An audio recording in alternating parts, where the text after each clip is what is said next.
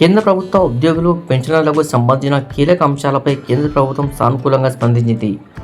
ఇటీవల ఢిల్లీలో జరిగిన జాతీయ సంయుక్త సంప్రదింపుల మండలి ఎన్సీజేసీఎం సమావేశంలో 8వ వేతన సంఘానికి సంబంధించిన పలు ముఖ్య డిమాండ్లపై చర్చ జరిగింది.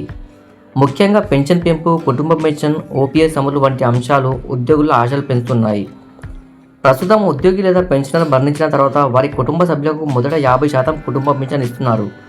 అయితే కొంతకాలం తర్వాత అది 30% తగ్గుతుంది. ఈ విధానాన్ని మార్చే కుటుంబ సభ్యులకు పూర్తి పెన్షన్ కొనసాగించాలని ఉద్యోగ సంఘాలు ప్రభుత్వాన్ని కోరాయి. ఈ డిమాండ్ను ప్రభుత్వం 8వ వేతన సంఘం పరిశీలనకు పంపేందుకు అంగీకరించినట్లు సమాచారం.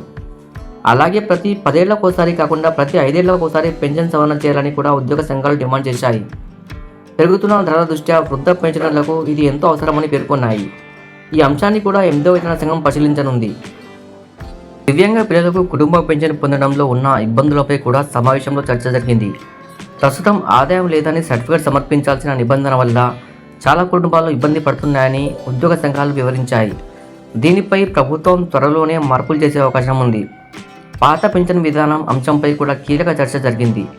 2003 డిసెంబర్ 22కు ముందు నోటిఫికేషన్ వచ్చిన ఉద్యోగాలు, అలాగే ఆ తేదీకి ముందు కారుణ్య నియామకానికి దరఖాస్తు చేసిన అభ్యర్థులకు ఓపీఎస్ వర్తింపజేయాలని డిమాండ్ చేశారు. ఈ అంశంపై వివరణాత్మక నివేదిక ఇవ్వాలని కేంద్ర ప్రభుత్వం సూచించింది. ఇక మరణించిన ఉద్యోగిపై ఆధారపడి జీవిస్తున్న వితంతువులకు కూడా కుటుంబ పెన్షన్ అందించాలని ఉద్యోగ సంఘాలు కోరాయి. దీనిపై కేంద్ర ప్రభుత్వం సానుకూలంగా స్పందించి నిబంధనల సవరణపై చర్యలు ప్రారంభించినట్లు తెలుస్తుంది. మొత్తంగా చూస్తే 8వ వేతన సంఘం ముందు ఉద్యోగులు, పెన్షనర్లకు సంబంధించిన అనేక కీలక అంశాలు వెళ్లనున్నాయి. వీటిపై తీసుకునే నిర్ణయాలు దేశవ్యాప్తంగా లక్షలాది కుటుంబాల ఆర్థిక పరిస్థితిపై ప్రభావం చూపనున్నాయి.